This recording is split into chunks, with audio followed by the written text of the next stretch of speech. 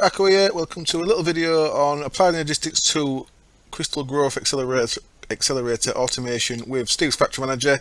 This is something I'm setting up myself for my Dywell 20 series. I was going to do it as an episode of the normal series Let's Play, but I thought I'd do the actual build of it in a little single player creative world just so you can see it clearly, because the other AE stuff around in my survival series doesn't confuse what I'm actually doing.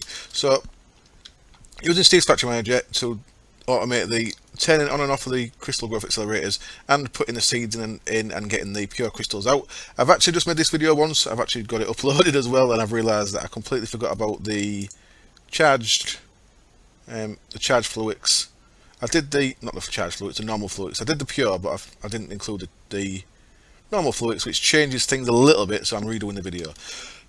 So, first thing I want to mention is, I say first thing too much.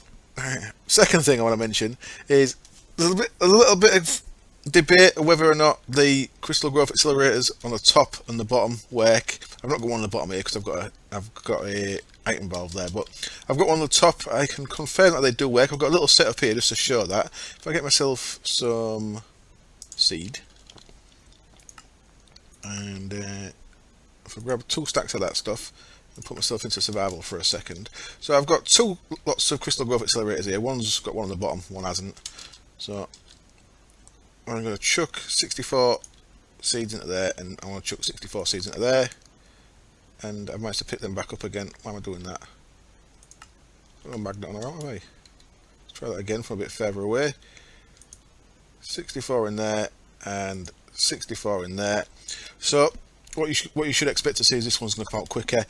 I've got set up here while we're waiting for that is a little way you can get your pure crystals out if you're not bothered about the power being on. These things drain 16 RF a tick each, and you can just do it with, you could set this with a lever. If you're not bothered about setting it up with Steve's Factory Manager, you can do it so you can pick the pure crystals up. This is one way of doing it. You can use a transfer node. If you put weld interaction upgrades in, these act like a vacuum hopper and suck things up. So I've got a filter in there that says just pure fluids crystal, nothing else. I've got some weld interaction upgrades. I've got a full stack in to make it nice and quick. Got a stack upgrade so it pulls a full stack at a time, and I don't actually think that's going to make a difference to speed upgrade. We shall see. And what's going to happen is when this detects any pure fluid crystals underneath it, it's going to suck them into the chest there, and that's something I did earlier on the first version of the video. I don't want to get too close because I don't want to suck them into my inventory. But I think you can already, if you can see that well enough, you should be able to already see that they're actually not as far on as them. So what we're going to do is wait for that. Another way you can do this is with a golem with a gathered core just sat in the water, and he'll pick the pure ones up. There we go. We've got our pure ones in there. So if we're looking here, you'll see these should be about 76%. There we go, 71%. So you can see that's about 25% quicker. I did this earlier a couple of times. They were both 76% each time. So that one on the bottom certainly is making a difference. So there we go. A bit of myth busters for you there. The bottom one certainly works. Also means the top one will make it even quicker if you can get your seeds in and out. If you can get your seeds in and out in a decent manner.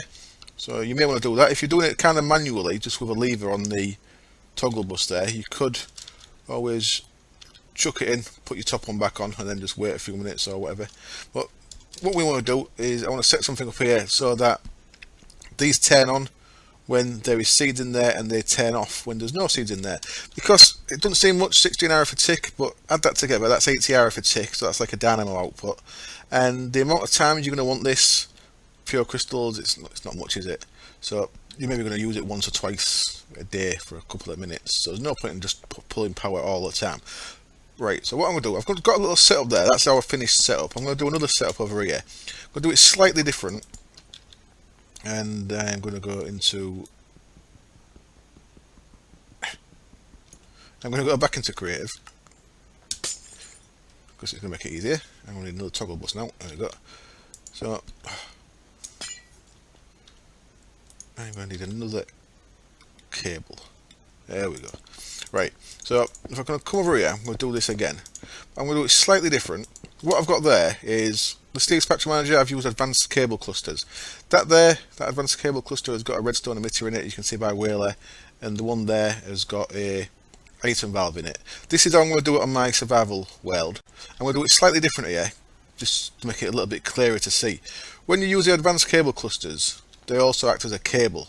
So our setup here actually requires a inventory manager, because all Steel Spectrum Manager setups need one of them, a redstone emitter, and an item valve. But what we're going to have over here is an ME interface and a chest, of any kind of chest. I'm using a resonant strongbox, but it doesn't matter what kind of chest it is. So because I want the Steel Spectrum Manager to be able to access the ME interface and the strongbox, I'm going to use some cable underneath the floor here, just so it connects them. So at the minute, that wouldn't connect. What the advanced cable clusters do is they act as a cable as well, so that with advanced cable clusters here, because the ME interface would be touching the advanced cable cluster and the resonant strongbox would be touching the advanced cable cluster, we would not need to have the cables underneath there. Okay, I hope that makes sense. Doing it this way so you can actually see what the blocks are, so it's a little bit clearer. So there's that bit done. Now we need to put our crystal growth accelerators down, and I'm only going to use 4 here. 1, 2, and then ignore them bottom ones in a minute. 3, 4. Let's get rid of them again. We don't need them. And in there, of course, we need a bucket of water. There we go.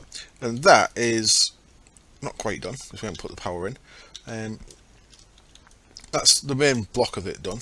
We need our toggle bus there.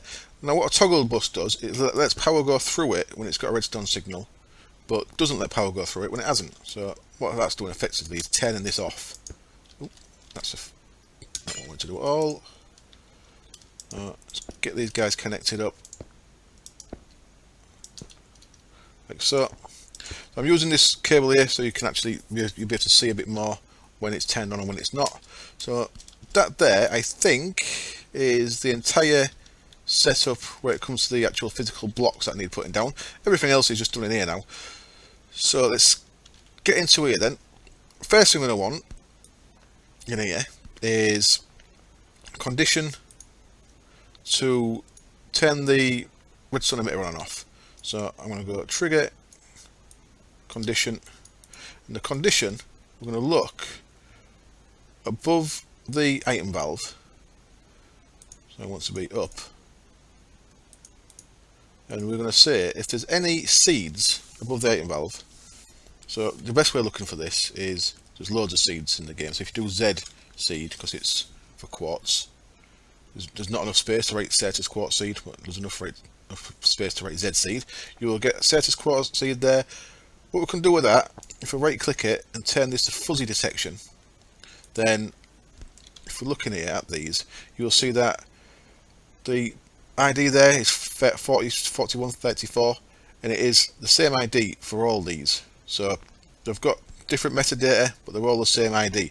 So because that's fuzzy, that's going to detect any of them seeds in there. Yeah?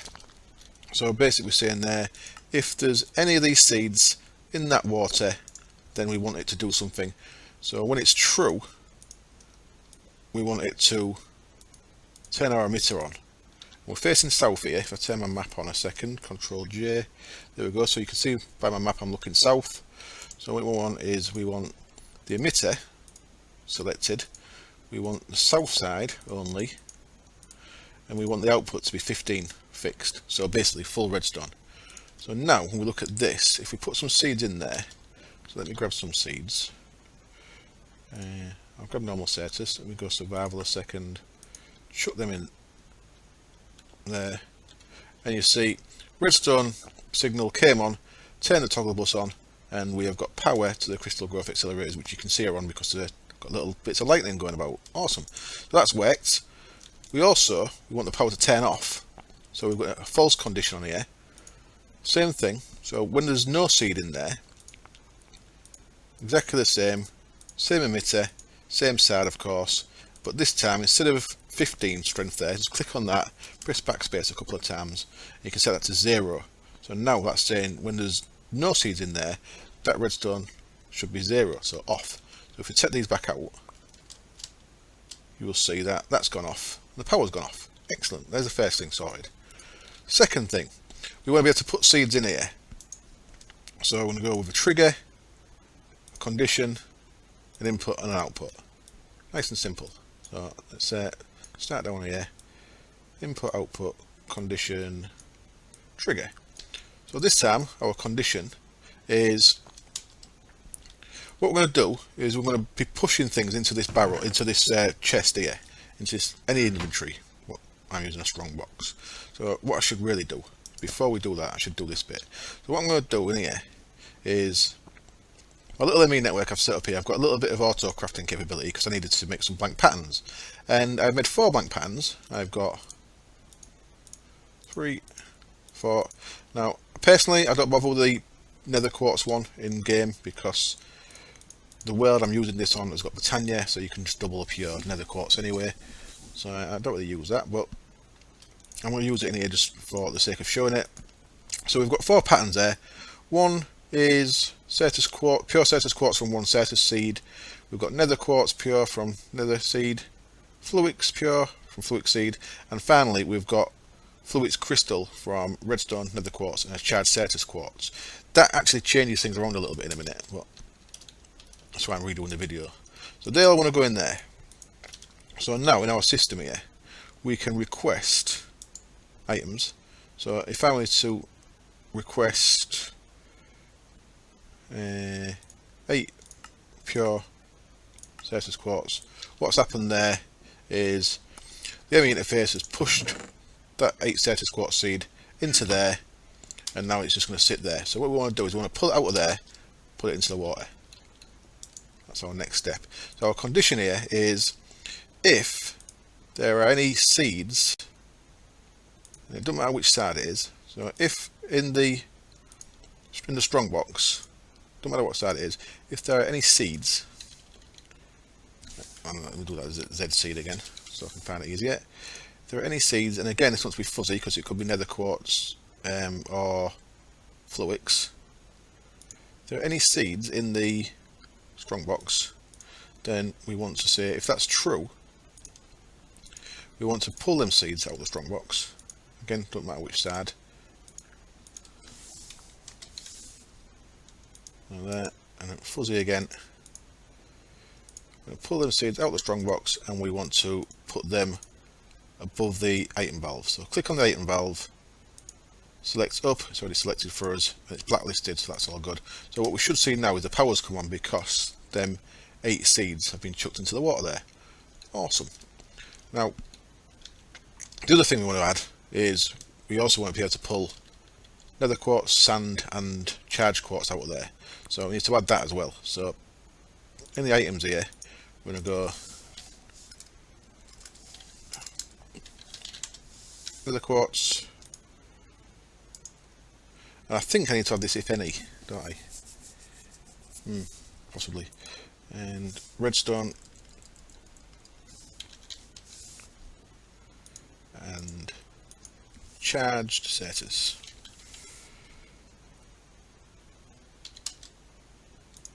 So if any of them, these we want to stay precise because that don't actually make a difference. We can just leave that as precise.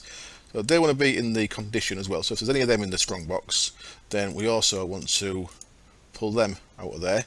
So same again. Nether quartz, redstone, and charged Certus. And they'll get pushed again up above the item valve there. Okay, that's all good. Next step is when these are fully charged, we want to be able to pull them out. So we want another little setup here. Same again really. Trigger, condition, input and output.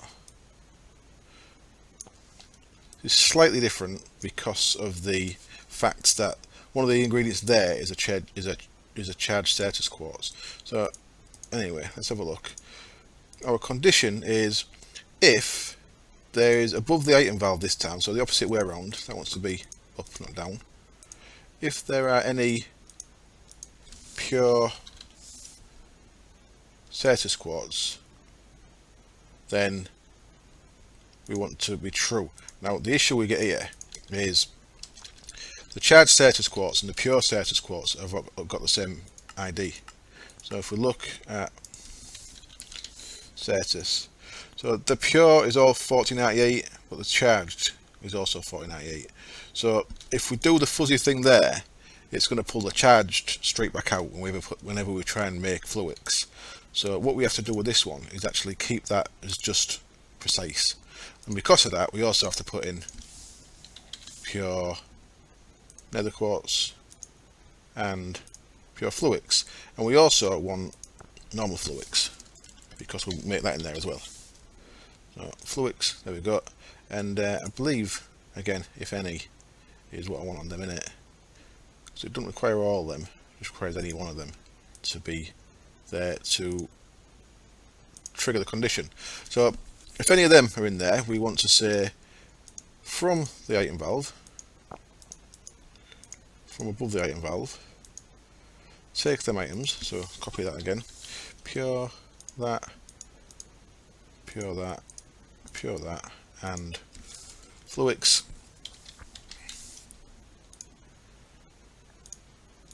and we want to say they want to be outputted not back into the resonant strongbox, we actually want to put them into the ME interface. So I'm going to click on the ME interface, doesn't matter what side it is, and it doesn't matter there, because anything wants to go in there. So what that should have done is taken them things out of there and put them back into the ME network. So what we've got now is, there's the 8 pure status that I requested, and do we have something else chucked in there? I don't see anything else. So let's take all this. Oh no, I want to keep that in, don't I? So now we can request some stuff. So let's look on the craftable. So let's go for 64 of them. Don't matter how many we do, because it happens just as quick.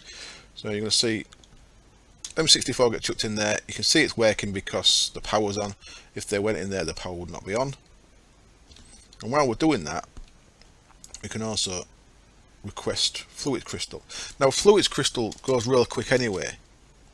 So what we haven't changed is the redstone emitter, because that is only looking for seeds, of course, yeah.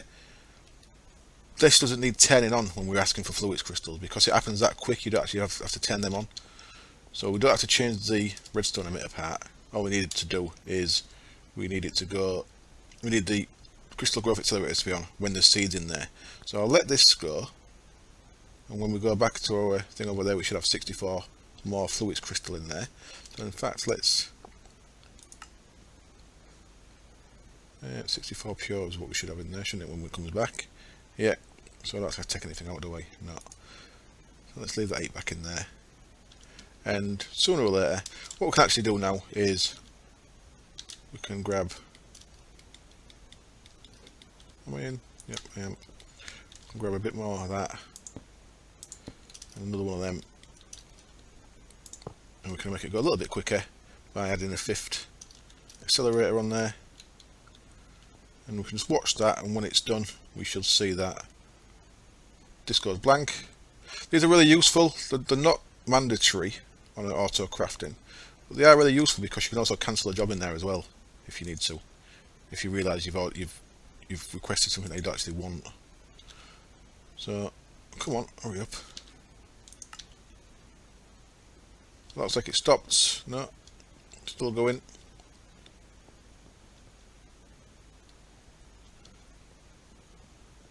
There we go. So that's turned off, that's gone clear, and we have got our 64 pure fluix. And then we can also request, of course, 64 normal fluix, and that's going to go really quick because the crystal growth accelerators don't need to go on, just need to chuck the bits in there, and as you can see, they are changing and getting sucked back in. And when we're looking here, we will see we have got our fluid crystal there. Excellent. It doubles it up, doesn't it? Right, so I've done my pattern wrong there. Just realised I've done my pattern wrong. So make sure you don't do that incorrect like I have. So you actually get 2 of them, don't you? So if I put this back in here really quick before we finish up, no, not in there. If I put that back in there, we actually want that to say 2 in there. So if I pull that back out, pull that out, blank that pattern off by shift right clicking it in your bar, and I can put that back in there now and say those 3 items equal 2 of them. There we go. So I actually made 128 that time. So there we go, automated, power friendly crystal growth accelerator production of pure Fluix, nether quartz, redstone and your normal Fluix using Steve's Factory Manager. I hope that was easy enough to follow. Any questions or comments, please add them to the comments, and thank you very much for watching. Cheers, bye.